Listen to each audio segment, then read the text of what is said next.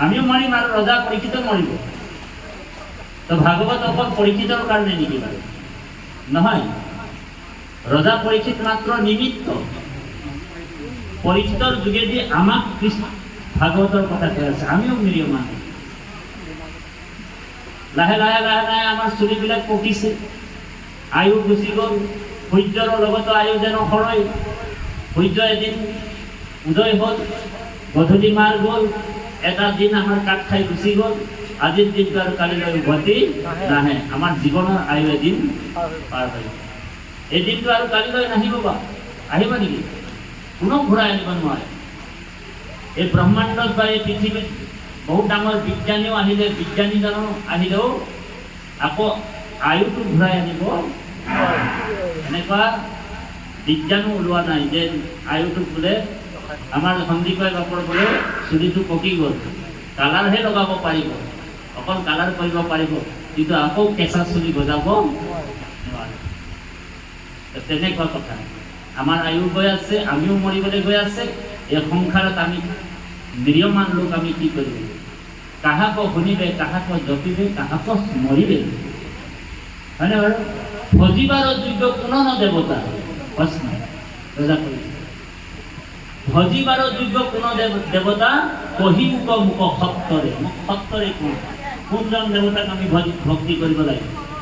ইয়াতে ওলাই গ'ল যে যাগ যজ্ঞ পূজা পাতল কৰ্মকাণ্ড বুলি কৈছে।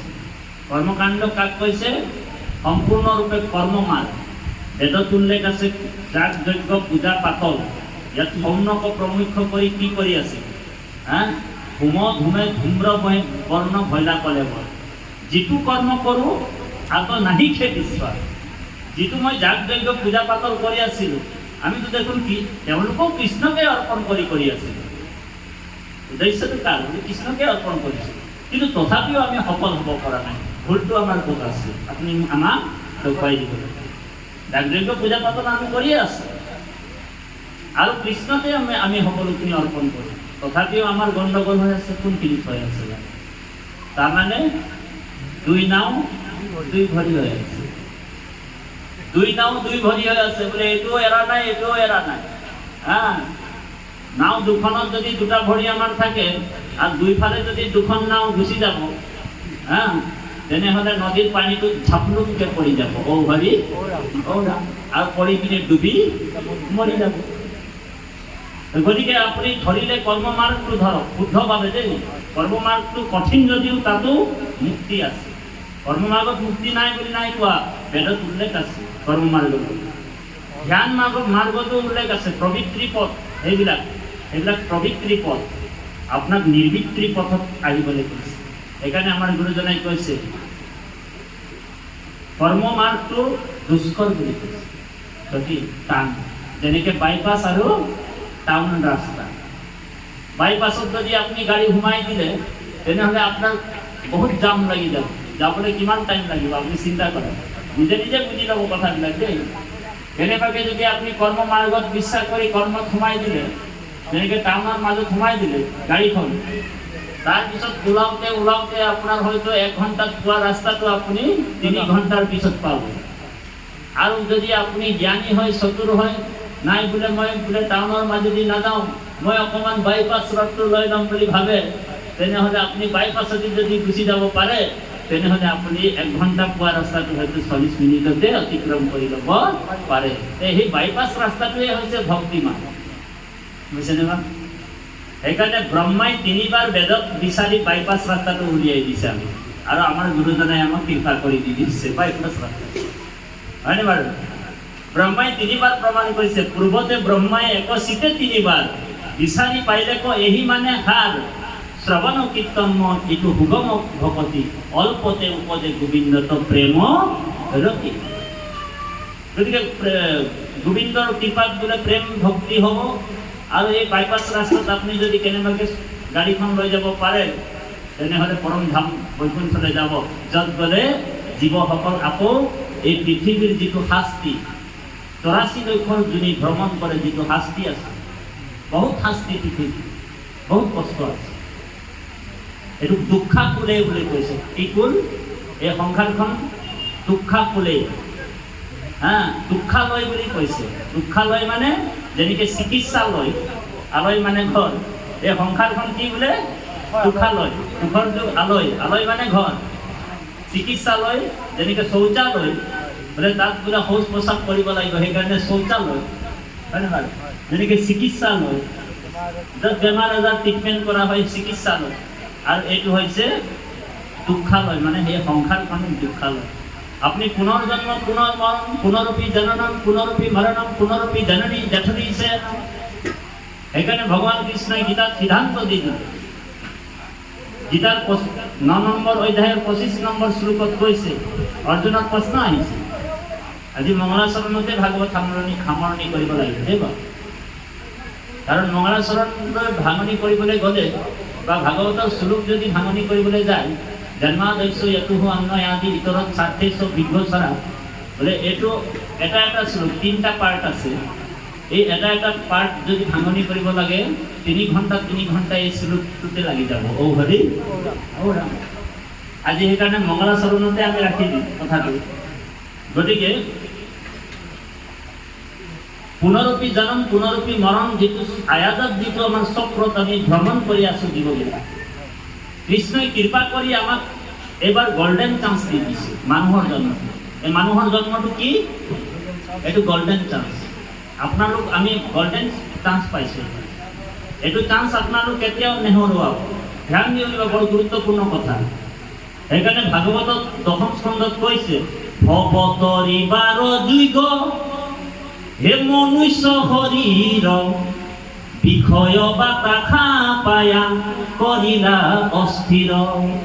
বোলে ভৱতৰিবাৰ যোগ্য মনুষ্য শৰীৰ বিষয় বাতা খাপাই কৰিলা অস্থিৰ।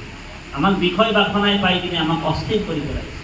গতিকে মনুষ্য জন্মতেহে আমি ভক্তি কৰি প্ৰথমে মনুষ্যৰ পৰা মানৱলৈ, মানৱৰ পৰা দেৱতালৈ, আৰু দেৱতাৰ পৰা আমি ব্ৰহ্মতত্ত্ব জ্ঞান পাব পাৰোঁ। আৰু ব্ৰহ্মতত্ত্ব গৈ আমি নিজেই ঈশ্বৰ হ'ব পাৰোঁ, হয়নে বাৰু? কাৰণ মানুহেটোৱে ঈশ্বৰ বুলি কৈছে।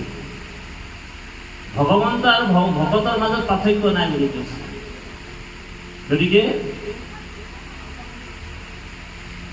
ভগৱন্ত আৰু ভকতৰ মাজত পাৰ্থক্য নাই। বিষ্ণু বৈষ্ণৱৰ কিঞ্চিতে কুভেদ নাই, দুইৰো কথা কৰে পাতকৰ কণ্ঠছেদ।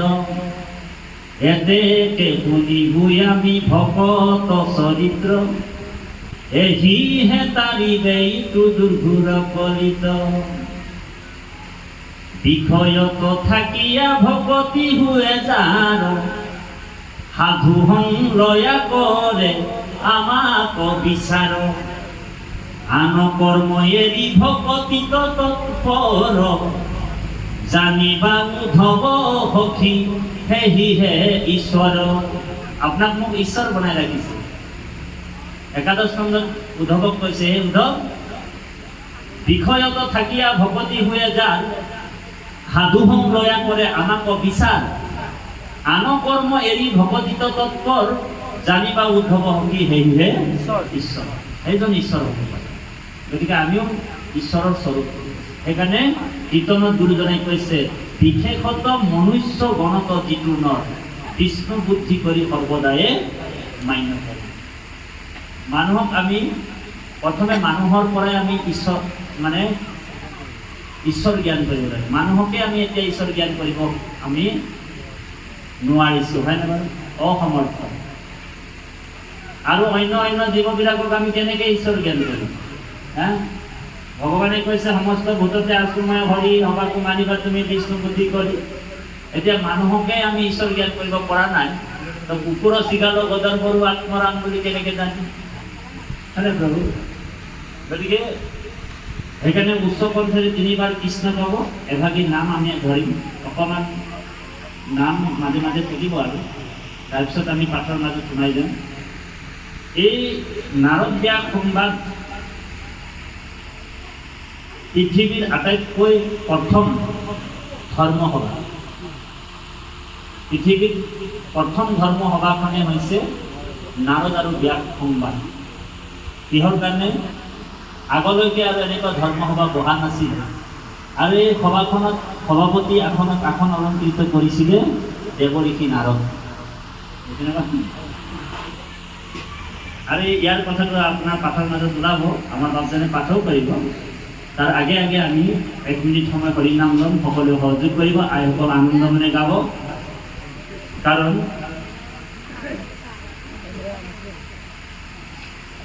বৈকুণ্ঠৰ কল্পতৰু মহাভাগৱত ইহাৰ উত্তম ফল হৰিৰ নাম মাথো। এই বৈকুণ্ঠৰ কল্পতৰু মহাভাগৱতৰ মহাফলটোৱে হৈছে হৰিৰ নাম।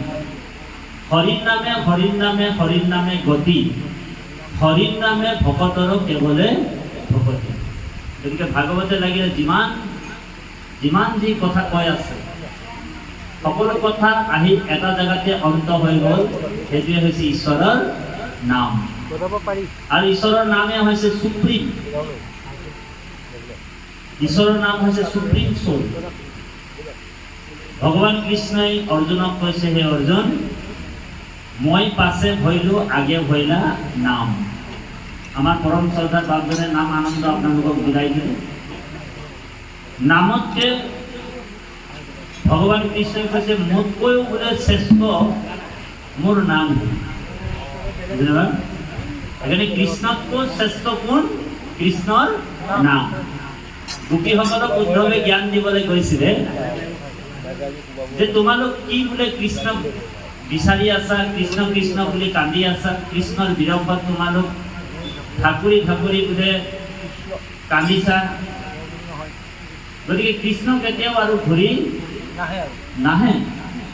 কৃষ্ণক তোমালোক পাহৰি যায় যোৱা। কৃষ্ণ বহুত ছলিয়া মানুহ, ছলিয়া মানে কপট মানুহ। কৃষ্ণ এনেও টেঢ়া। ৰাম যেনেকুৱা আছিলে কৃষ্ণ তেনেকুৱা নাছিলে। ৰাম হৈছিলে মৰ্যাদা পুৰুষোত্তম আৰু কৃষ্ণ কিন্তু তেনেকুৱা নহয়। কৃষ্ণৰ চৰিত্ৰবিলাক যদি আমি অনুকৰণ কৰিবলৈ যাওঁ তেনেহ'লে আমাৰ বিপদহে ঘটিব। ঔ হৰি ঔ ৰাম।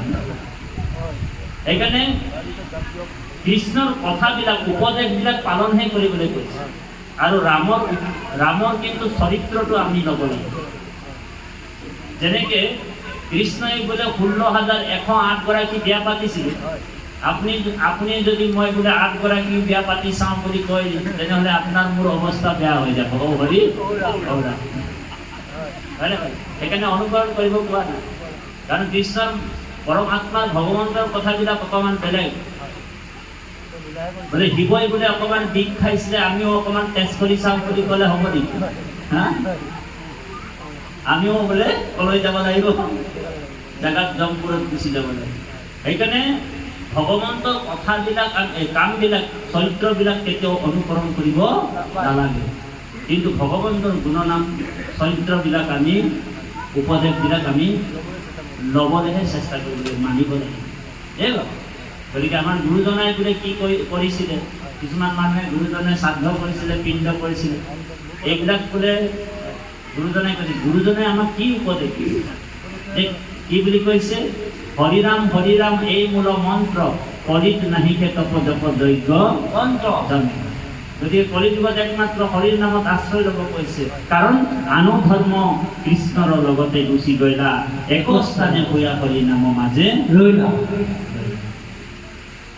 এতিয়া আপুনি মই কি ধৰ্ম পালন কৰিছে? একশৰণ হৰিনাম ধৰ্ম। ভকতি ভাণ্ডাৰ দ্বাৰা হ'ব চুৰি, মুকুতি কৰিলে উদাস, একশৰণ হৰিৰ নাম ধৰ্ম, ৰাজা কৰোহু কৰো প্ৰকাশ। আমি ৰজাৰ ধৰ্ম লৈ আছো। কি ধৰ্ম লৈ আছো? এতিয়া বৰ্তমান আমি ৰজাৰ ধৰ্ম লৈ আছো। হৰিৰ নাম ধৰ্ম কি হ'ল ধৰ্ম বোলে? ৰজাৰ ধৰ্ম। আৰু ৰজাই কাৰোবাক ভয় কৰিবলগীয়া কথা থাকে নেকি? হা, নাথাকে। গতিকে আমি ৰজাৰ ধৰ্ম লৈ কিনে যদি আমি ভয় কৰি থাকো, তেনেহ'লে ঔ হৰি আমাৰ বিপদ থাকে। সেইকাৰণে ভকতি ভাণ্ডাৰ, ভাণ্ডাৰ মানে হৈছে ভঁৰাল, দ্বাৰা মানে দুৱাৰ, সকলো কাৰণে মুকলি কৰি দিছে। ইয়াত সকলোৱে ভগৱন্তৰ গুণনাম ল'ব পাৰে। কীৰ্তনত গুৰুজনাই কৈছে, নাহি ভক্তিৰ জাতি অজাতি বিচাৰ, কৃষ্ণ ভক্তি সমস্তৰে অধিকাৰ। বাক্য কৰ্ণ মনোমুখ আশ্ৰয়তা, হৰি ভকতিটো সমস্তৰে অধিকাৰ। যাৰ বাক্য কৰ্ণ মনমুখ আছে, সকলোৱে ঈশ্বৰৰ নাম ল'ব পাৰে। সেইকাৰণে আমাৰ যিটো ভকতি হ'ব লাগিব, ইয়াত জাতি বৰ্ণ ধৰ্ম নিৰ্বিশেষে সাম্যবাদ, ঐক্যবাদ আৰু ভক্তিবাদ এজন বিশ্বৰ গুৰুৱে প্ৰতিষ্ঠা কৰিছে, সেইজনে হৈছে জগতগুৰু শ্ৰীমন্ত শংকৰদেৱ। বিশ্বৰ কোনো এজন গুৰুৱে এইটো সৃষ্টি কৰিব পৰা নাই ধৰ্ম। গতিকে উচ্চ কণ্ঠেৰে গুৰুৰ নাম লওক, জয় জগতগুৰু শ্ৰীমন্ত শংকৰদেৱ। উচ্চ কণ্ঠেৰে লওক, জয় জগতগুৰু শ্ৰীমন্ত শংকৰদেৱ। কি ৰকম মানুহ দেই, আৱাজেই নাই ওলাইছে। উচ্চ কণ্ঠেৰে কওক, জয় জগতগুৰু শ্ৰীমন্ত শংকৰদেৱ। এতিয়াই বুজাই গেল আপোনাৰ পাক্কা গুৰুৰ শিষ্য। উচ্চ কণ্ঠেৰে ক'ব লাগিব, হৰিৰূপে ব্ৰহ্মাণ্ডটো লৰি যোৱাকৈ গুৰুৰ নাম ল'ব লাগিব, কৃষ্ণ নাম ল'ব লাগিব। কৃষ্ণ নাম আৰু গুৰুৰ নাম ল'বলৈ কেতিয়াও লাজ আৰু ভয় কৰিব নালাগে। সেইকাৰণে ভাগৱতত লিখিছে ডাকি বোলা ৰাম ৰাম, হয়নে বাৰু? আমাৰ গুৰুজনাই লিখিব পাৰিলেহেঁতেন মনে মনে বোলা ৰাম ৰাম, ভাগৱতত লিখিলেহেঁতেন। কিহৰ কাৰণে পদৰ শেষে শেষে ডাকি বোলা ৰাম ৰাম লিখিছে? তাৰমানে যেতিয়া আমি উচ্চ কণ্ঠেৰে ৰাম নাম ল'ম, কৃষ্ণ নাম ল'ম, তেতিয়া আমাৰ আত্মাটো সাৰ পাই যাব। সেইকাৰণে সকলোৱে প্ৰাৰ্থনা এটা গাই কিনে আমি পাঠৰ মাজত সোমাই যাম। হে ব্ৰহ্মাই আদি কৰি জীৱ যত, অ ৰাম ৰাম ৰাম ৰাম ৰাম, মায়া হৈ যা মাজে আশ্ৰয় ঘুমতি রাম তুমি হে চৈতন্য সনাতন, রাম রাম রাম রাম রাম, হে আমি অচেতন নাথ রাম, আমি অচেতন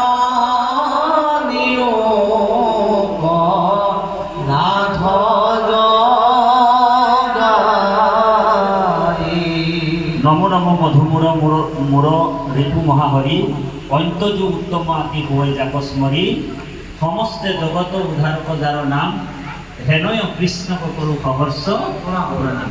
গতিকে আমি 1 মিনিট সময় হৰিনাম ল'ম, তাৰপিছত পাঠৰ মাজত সোমাই যাম। কৃষ্ণ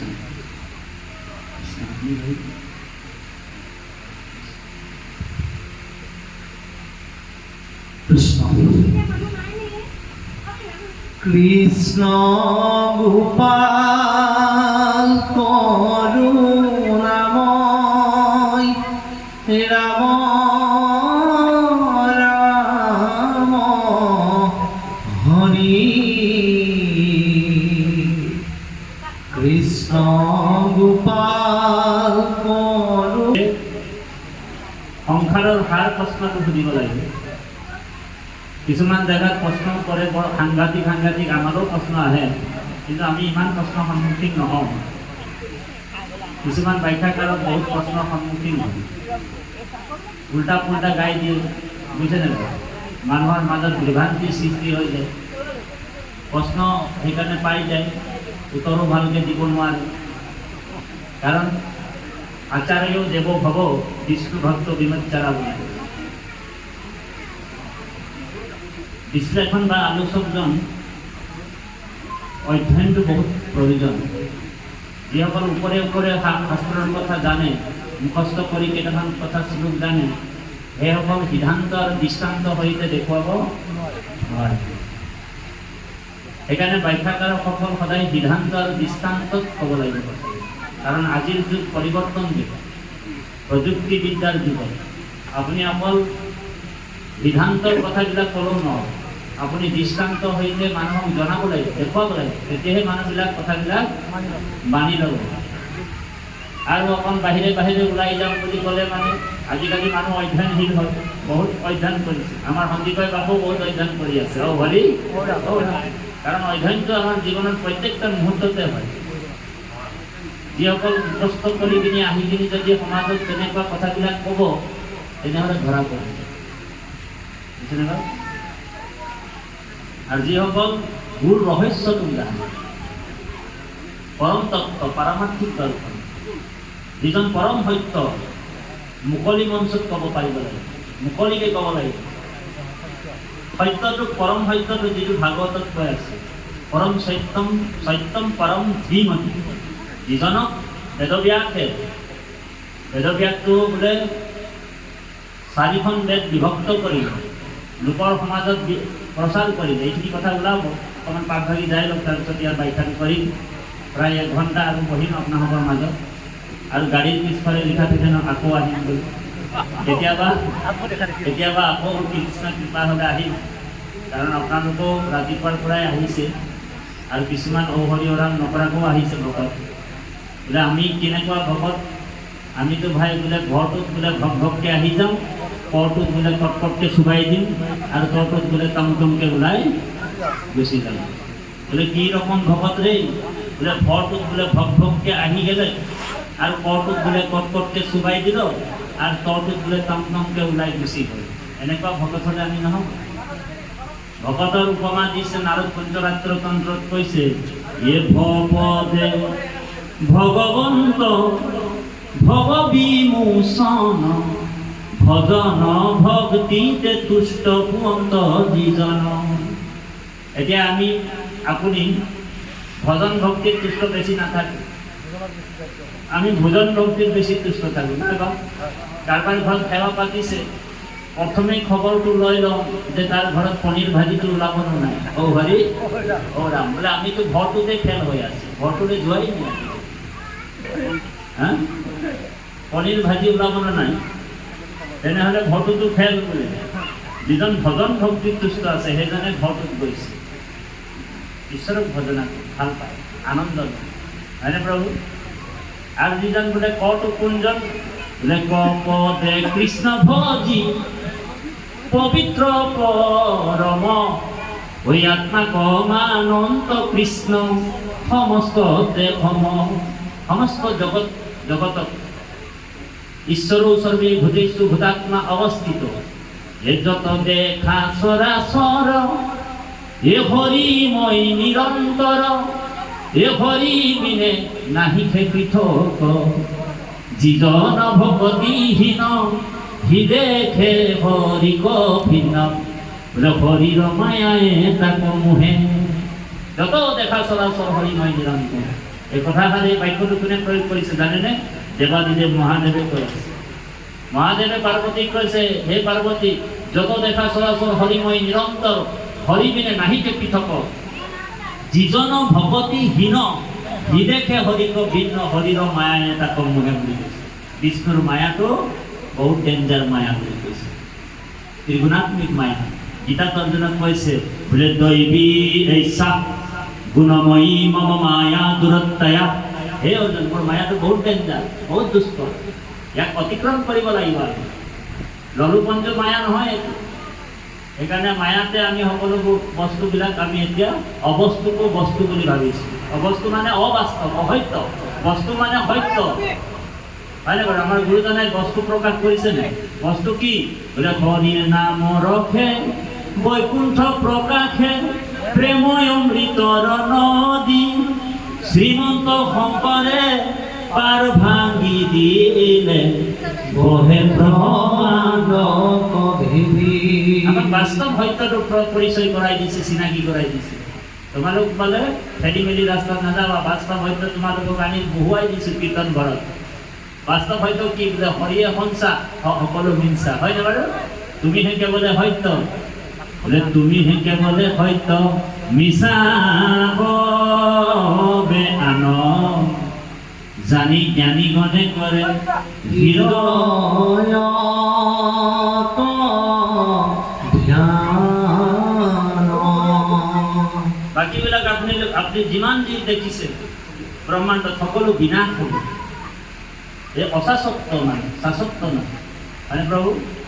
সত্য কোন বোলে? সত্য কোন বোলে? সত্য ঈশ্বৰ, পৰম ঈশ্বৰ ভগৱান, সেইজনক সনাতন বুলি কৈছে। সনাতন শব্দৰ অৰ্থ হৈছে চিৰস্থায়ী, চিৰস্থায়ী, আজিও আছে কালিও থাকিব, আৰু এই ব্ৰহ্মাণ্ড শেষ হৈ গ'লেও এজন সনাতন থাকিব, এজন পৰম ঈশ্বৰ থাকিব, হয়নে বাৰু?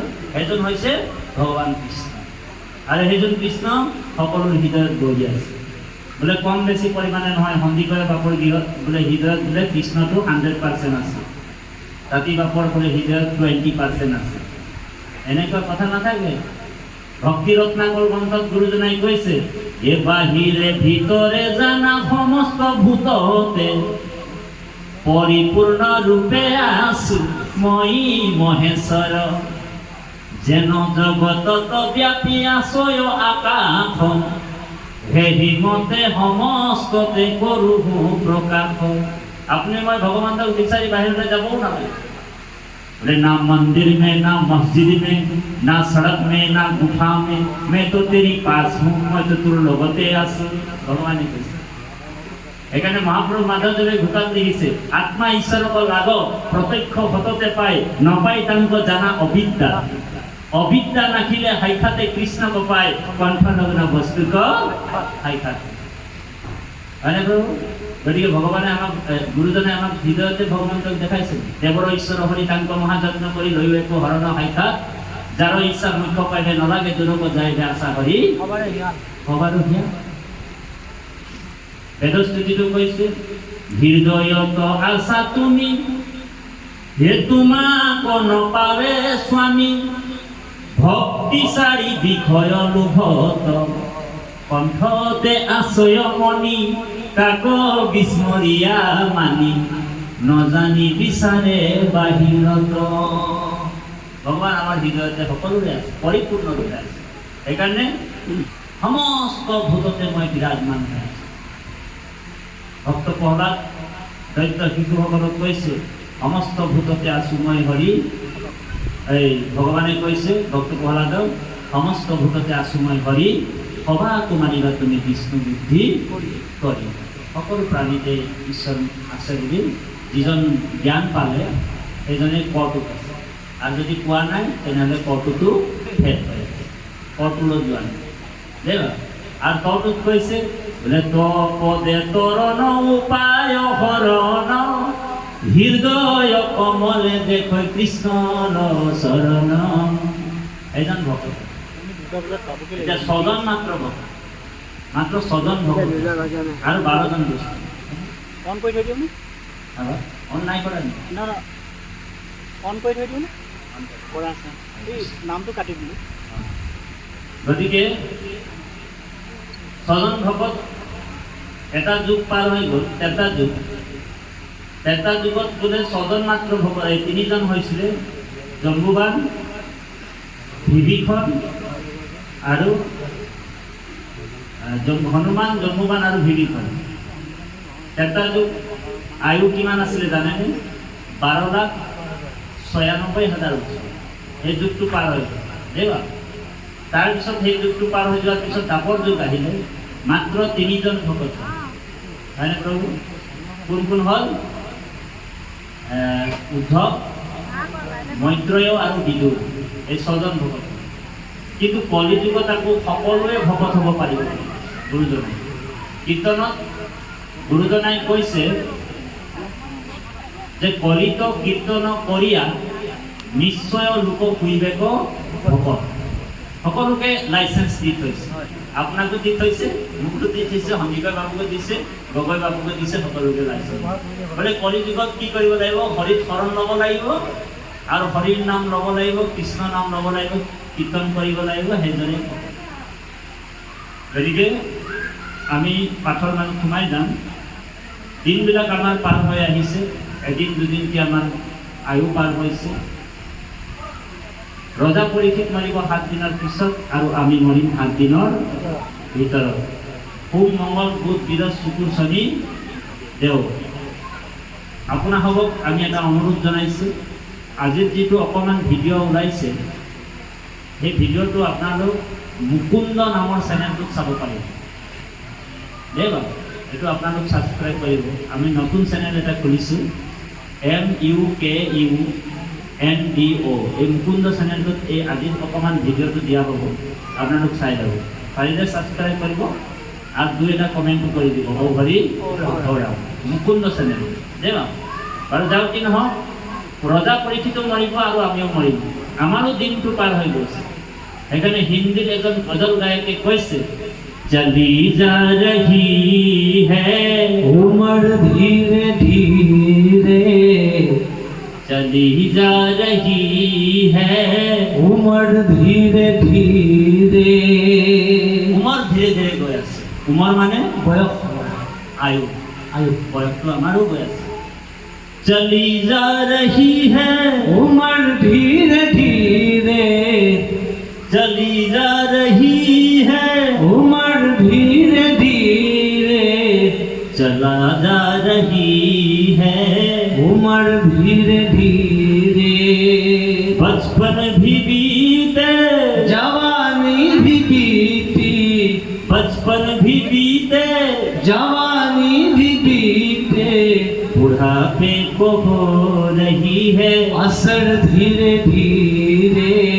बुढ़ापे को हो रहे हैं असर धीरे धीरे चली जा रही है उमर धीरे धीरे चली जा रही है उमर धीरे धीरे আমার আয়ু পার হয়ে হয়ে গৈ আছে আয়ু মানে বয়স ধীরে ধীরে আমাৰো গৈ আছে বচপন भी बीता শিশুকালটো আমাৰ পাৰ হয় গ'লগে হয় না আৰু ঘূৰি আহিব নেকি যৌৱন কালটো শিশুকালটো ঘূৰি আহিব নেকি যৌৱন কালটো আমাৰ পাৰ হৈ গ'ল হয় না বাৰু আইসকলৰ যৌৱন কালটো এতিয়া আৰু নাই আগৰ যিটো বিউটিফুল হৈ আছিলে আপোনালোক দেখিবলৈ সেই বিউটিফুলটো এতিয়া লাহে লাহে হেৰাই গ'ল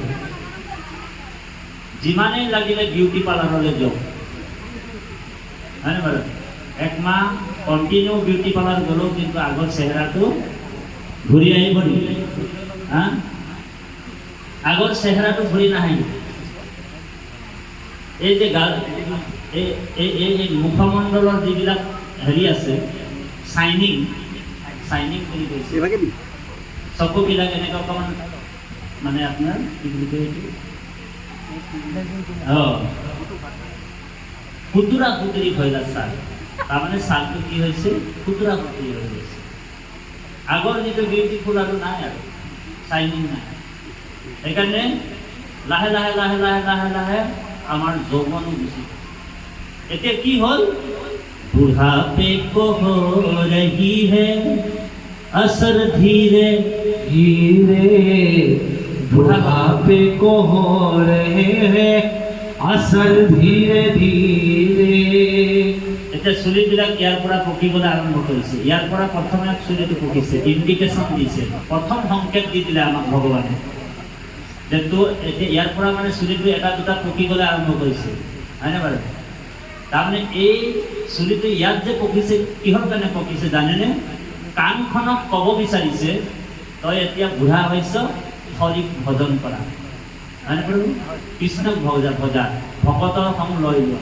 তাৰমানে 60 ইয়াৰ পাৰ হৈ গৈছে বা 50 ইয়াৰ্ছ পাৰ হৈ গ'ল তোমাৰ আধা আধি বয়স গ'ল মনুষ্যৰ আয়ু সতেক বয়স 100 ইয়াৰ্ছ সকলোকে দিছে কিন্তু আমাৰ কৰ্ম অনুসাৰে আমি আয়ুটো কমায়ো ল'ব পাৰোঁ বঢ়াবও পাৰোঁ হয়নে খাদ্য যদি গণ্ডগোল খাই আছো যদি ভকতৰ খাদ্যত যদি গণ্ডগোল আছে তেনে আয়ুটো কমি যাব যিটো খাদ্য আমাক খাবলৈ কোৱাই নাই সেইটো খাদ্য যদি অহৰি অৰাম কৰি থাকোঁ খাই থাকোঁ তেনেহ'লে ভগৱানে কি কৰিব ইয়াৰ আয়ুটো লাহে লাহে হৈ যোৱাই ভাল আহাৰটো আমি সাত্বিক খাব লাগিব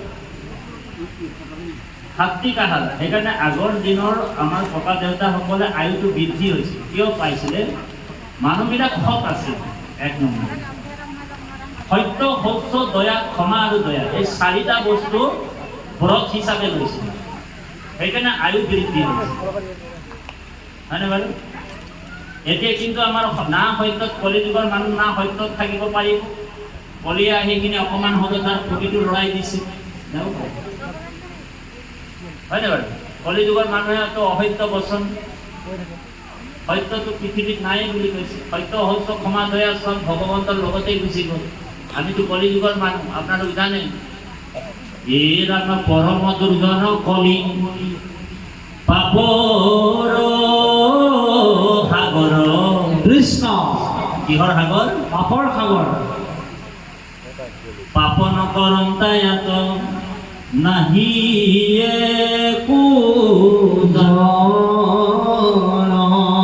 এৰ আমাৰ পাপ নষ্ট নহলে কৃষ্ণ তো যায় মতি ইমতে তৰিবে ইটো কলি দুৰ্গতি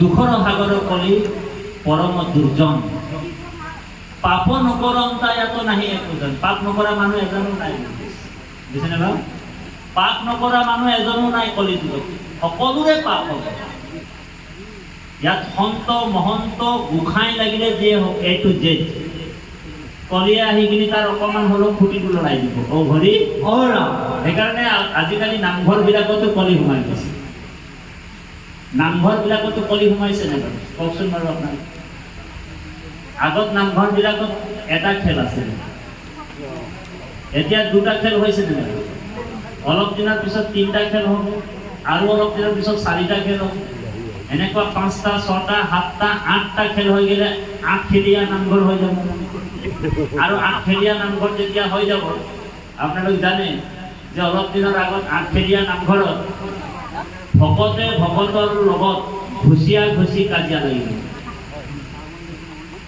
বোলে নামঘৰৰ ভিতৰতো কলি সোমাই গ'ল ভকতে ভকতৰ লগত ঘুচিয়া ঘুচি হৈ গ'ল বোলে দা কোঠাৰ ওলোৱাউলি হৈ গ'ল নামঘৰত তলাপ হৈ গ'ল 5 কেজি ওজনৰ তলা বন্ধ হৈ গ'ল কেছ মোকৰ্দমা লাগি গ'ল বোলে ভকতৰে যদি এনেকুৱা হ'ব তেনেহ'লে বাকীসকলৰ কি হ'ব হৰি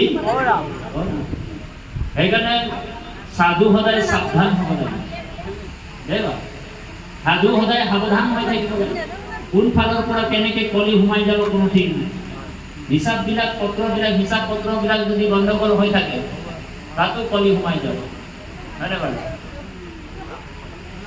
এইটো আপোনালোকৰ আমাৰ আমি প্ৰত্যক্ষভাৱে আমি দৰ্শন পাই আছোঁ কাৰোবাৰ যেনিবা জিলিকি উঠিছে কাৰোবাৰ যেনিবা অকণমান গম পোৱা নাই আৰু ভিতৰি মানে অ' হৰি অ' ৰামময় আছে আৰু যাওঁ কি নহওক এতিয়া নাৰদ ব্যাসে সংবাদৰ ওপৰতে আমি আপোনালোকক কম কৃষ্ণ পাঠভাগী অকণমান আগবাঢ়িবলৈ কৃষ্ণ কৃষ্ণ শ্ৰদ্ধাৰ বাপ বান্ধৱ সমস্ত আই মাতৃ সমস্ত আমি পুনৰ পাঠলৈকে আগবাঢ়িছোঁ এৰা